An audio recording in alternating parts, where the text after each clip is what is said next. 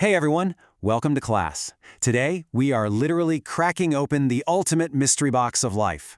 We're going to start with the stuff you see right in the mirror every single morning, and then zoom all the way out to explore the epic, sweeping history of humanity.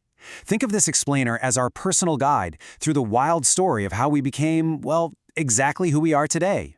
Here's a quick look at our lesson plan. We'll be hitting traits and family variations, Mendel's magic pea plants, how sex is determined, survival of the fittest, evidence of our ancestors, and finally, the human evolution journey. Let's just dive right in. All right, part 1, traits and family variations. And we're going to start with something you probably observe every single day without even realizing it. I want you to take a second and think about your own physical traits. Just picture your family tree. Why do you have your mother's eyes, but maybe you've got your grandfather's curly hair? Or, maybe your earlobes are attached while your sisters are free. Are there traits you share with your siblings, but completely skipped your parents? It's this massive, fascinating puzzle playing out in literally every family. What's really interesting here is what scientists actually call these differences: variations. Something as simple as having a blue iris versus a brown one is the absolute foundation of heredity.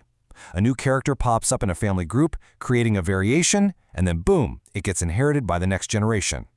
Understanding exactly how those distinct traits get passed down is step 1 for us today. So, to figure out how these variations actually work, we're heading to part 2, Mendel's magic peas. Time to travel back to 1857 to a monastery garden to meet a monk named Gregor Johann Mendel. Mendel is affectionately known as the father of genetics, and for good reason. Over 7 years, this guy meticulously studied nearly 10,000 pea plants. You might be wondering, why peas? Well, they grow incredibly fast and they have super clear-cut traits. Looking at his research, he examined 7 very specific, contrasting characters. He wasn't looking at a messy blend of things, he looked at strict either-or situations. A seed was either yellow or green. A stem was either tall or dwarf. And that brilliant simplification, that's what let him crack nature's hidden mathematical code. This leads us to one of his most famous experiments, the monohybrid cross. It's almost like a magic trick. Mendel took pure yellow seed plants and cross-pollinated them with pure green seed plants. And the result? The entire first generation, the F1 generation, was 100% yellow. The green trait literally vanished. But then, he let those yellow plants self-pollinate. In the second generation, the green seeds magically reappeared. It broke down to exactly 75% yellow seeds and 25% green seeds, a perfect 3-to-1 ratio. This proved that traits don't just mix together like paint, they're passed down as distinct little units, and sometimes a trait can just hide out for a whole generation. Okay, so what exactly were these hidden units? Let's cut through some of this science jargon together. Mendel called them factors, but today we know them as genes. A gene is basically a specific segment of DNA in your cells that controls a trait. Think of it like a chemical instruction manual. An allele, on the other hand, is just a contrasting version of that exact same instruction. So the gene controls seed color overall, but the alleles are the specific yellow or green options. Make sense? And this perfectly illustrates how these pairs interact. Mendel figured out that an organism always carries a pair of these factors for a character. If a plant gets 2 identical alleles, say 2 yellow instructions, which we'd write as YY, we call that homozygous. But if it gets a mix, like 1 yellow and 1 green allele, written as YY, we call it heterozygous. In that mixed pair, one trait is dominant and totally takes over the appearance, while the other is recessive and just kind of hangs back in the shadows, which completely explains why the green color vanished in Mendel's first batch of peas. All right, we have officially mastered garden peas. Let's move on to part 3, sex determination. We're going to look at a very specific, very human trait. To really get this, we need to look at the human blueprint. Every normal cell in your body contains exactly 23 pairs of chromosomes. That's 46 total. The first 22 pairs are called autosomes. They handle all your general traits, like your hair color, eye shape, that kind of thing. But it's that final, single pair, the 23rd pair, that acts as the sex chromosomes. And fun fact, we actually owe this discovery to scientists Walter Sutton and Thomas Hunt Morgan, who figured out sex-linked traits by studying tiny little fruit flies. Here's the wild part about how this 23rd pair gets distributed. Females carry 2 X chromosomes, while males carry 1 X and 1 Y.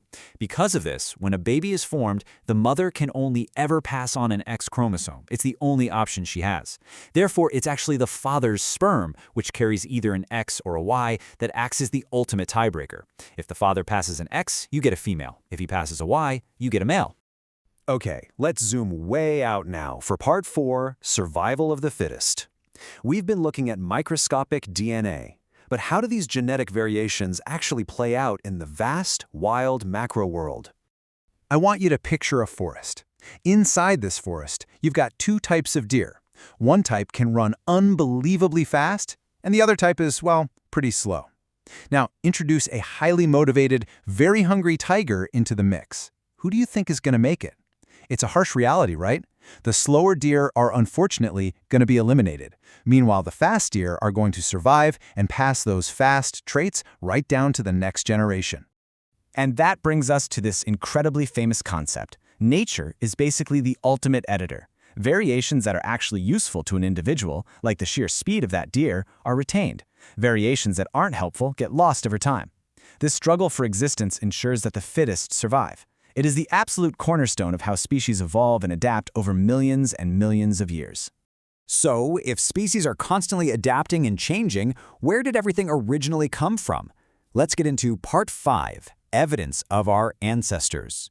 The clues are literally buried in the earth, and actually hidden right inside us. Take embryology, for instance. At the very earliest stages of development, the embryos of fish, birds, and even humans look so remarkably similar that even top-tier experts have a hard time telling them apart. That points incredibly strongly to a shared, common ancestor deep in our past. Add to that the fossil record, the preserved bones and remains of extinct species, and you have a literal bridge showing exactly how modern animals slowly developed over deep time.